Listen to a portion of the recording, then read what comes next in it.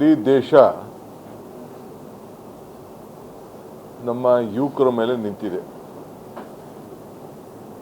ಪ್ರತಿಯೊಬ್ಬರು ಕೂಡ ತನ್ನ ಮಕ್ಕಳು ಒಳ್ಳೆ ಬದುಕನ್ನು ಕಟ್ಕೊಳ್ಬೇಕು ಅಂತ ಹೇಳಿ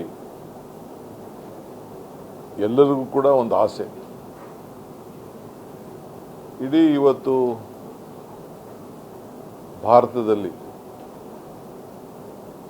ಎಲ್ಲರೂ ಕೂಡ ನ್ಯಾಯಬದ್ಧವಾದಂಥ ಬದುಕನ್ನು ಕಟ್ಟಿಕೊಳ್ಳಲಿಕ್ಕೆ ಭಾಳ ಕಷ್ಟ ಆಗ್ತಾ ಇರೋದನ್ನು ನಾವೆಲ್ಲ ನೋಡ್ತಾ ಇದ್ದೇವೆ.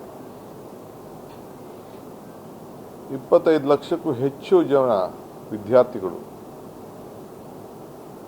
ಪರೀಕ್ಷೆಯನ್ನು ಬರೆದು ಕಷ್ಟಪಟ್ಟು ಓದಿ ತಂದೆ ತಾಯಿಗಳ ಸಹಕಾರ, ಶಿಕ್ಷಕರ ಸಹಕಾರ, ಮಕ್ಕಳ ಆಸಕ್ತಿ ಎಲ್ಲರೂ ಕೂಡ ಒಂದು ಬದುಕಿನಿಂದ ನಮ್ಮ ಜೀವನ ಎಲ್ಲರಿಗೂ ಉದ್ಯೋಗ ಸಿಗ್ತದೆ ಅಂತಲ್ಲ, ಉದ್ಯೋಗವನ್ನು ಸೃಷ್ಟಿ ಮಾಡುವಂಥ ಶಕ್ತಿ ಆ ಹೊಸ ಯುವಕರಲ್ಲಿ ನಾವೆಲ್ಲ ನೋಡ್ತಾ ಇದ್ದೇವೆ. ಸೊ ಇದು ದೇಶದ ಒಂದು ಆಸ್ತಿ. ಇವತ್ತು ಒಂದು ದೊಡ್ಡ ಮಾರಕವಾದಂಥ ಸನ್ನಿವೇಶ, ಪೇಪರ್ ಲೀಕ್ ಮಾಡಿ ಈಚೆ ಬಂದು ಒಂದು ಪ್ರತಿಭಟನೆಗಳು ನಡೀತಾ ಇದೆ. ಯಾರಿಗೆ ಮನಸ್ಸಿಗೆ ನೋವು ಇರ್ತದೆ ಅವರು ಪ್ರತಿಭಟನೆ ಮಾಡ್ತಾರೆ. ಆದರೆ ಪ್ರತಿಭಟನೆಕಾರರನ್ನ ನಾವು ಯಾವ ದೃಷ್ಟಿಯಲ್ಲಿ ನೋಡ್ತಾ ಇದ್ದೀವಿ, ಇದು ಭಾಳ ಮುಖ್ಯವಾದಂಥ ವಿಚಾರ. ಕಾಂಗ್ರೆಸ್ ಪಕ್ಷ ಮತ್ತು ವಿವಿಧ ಪಕ್ಷಗಳು ಆ ವಿದ್ಯಾರ್ಥಿಗಳ ಪ್ರತಿಭಟನೆಗೆ, ಅವರ ವಿದ್ಯಾರ್ಥಿಗಳ ಭಾವನೆಗೆ ನಾವು ಅವರ ಜೊತೆ ಗುರ್ಸ್ಕೊಂಡಿದ್ದೇವೆ, ಧ್ವನಿ ಎತ್ತಿದ್ದೇವೆ.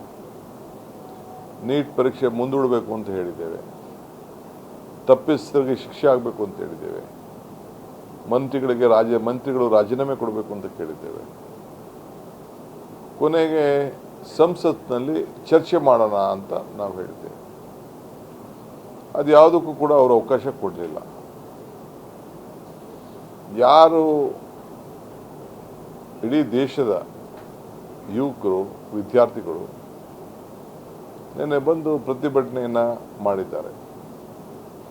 ಯಾರು ಅವ್ರು ಗಾಡಿ ಮಾಡಿಕೊಡಲಿಲ್ಲ, ಯಾರು ಅವ್ರಿಗೆ ಸಂಘಟನೆಗೆ ಒಂದು ಕರೆ ಮೇಲೆಗೆ ಅವರೆಲ್ಲ ಬಂದಿದ್ದಾರೆ. ಅವರೆಲ್ಲ ಮೌನದಿಂದ ಅವರ ಮೆರವಣಿಗೆಯನ್ನು ವ್ಯಕ್ತಪಡಿಸ್ತಾ ಇದ್ರು. ನಮ್ಮ ಮನೆ ಮಕ್ಕಳು, ನಿಮ್ಮ ಪೊಲೀಸ್ ಮಕ್ಕಳು, ನಿಮ್ಮ ರಾಜಕಾರಣಿಗಳ ಮಕ್ಕಳು ಈ ದೇಶದ ಒಂದು ಆಸ್ತಿ, ಮುಂದಿನ ಭವಿಷ್ಯ. ಅವರಿಗೆ ನೀವು ಒಡಿಸ್ತಾ ಇರೋ ರೀತಿ ನೋಡಿದ್ರೆ ನಿಮ್ಮ ಮಕ್ಕಳ ಮೇಲೆ ಬಿದ್ದಂಥ ಏಟಲ್ವಾದು. ನೀವು ತಂದೆ ತಾಯಿಯಿಂದಿರಾಗಿ ನೀವು ಅದನ್ನು ಒಪ್ಲಿಕ್ಕೆ ಸಾಧ್ಯನಾ? ಏನು ತಪ್ಪು ಮಾಡಿದ್ರು ಅವರು? ಇದು ಒಂದು ದೊಡ್ಡ ಎಲ್ಲರ ಮನಸ್ಸಲ್ಲೂ ಕೂಡ ಕಾಡ್ತಾ ಇದೆ. ಭಾರತೀಯ ರಾಷ್ಟ್ರೀಯ ಕಾಂಗ್ರೆಸ್ ಪಕ್ಷ ಮಲ್ಲಿಕಾರ್ಜುನ್ ಖರ್ಗೆ ಅವರು ಮತ್ತು ರಾಹುಲ್ ಗಾಂಧಿ ಅವರ ನೇತೃತ್ವದಲ್ಲಿ ಧ್ವನಿ ಎತ್ತಿದೆ. ನಮ್ಮ ಡ್ಯೂಟಿ. ಈ ದೇಶದಲ್ಲಿ ಕಾಂಗ್ರೆಸ್ ಪಕ್ಷದ ಇತಿಹಾಸನೇ ಈ ದೇಶದ ಇತಿಹಾಸ. ಯಾವಾಗಲೂ ಕೂಡ ಇಂಥ ಆಂದೋಲನಗಳಲ್ಲಿ ಇವತ್ತು ನಾವು ಜನರ ಧ್ವನಿಯಾಗಿ ಇವತ್ತು ನಾವು ನಿಂತ್ಕೊಂಡು ಕೆಲಸ ಮಾಡ್ತಾ ಇದ್ದೇವೆ.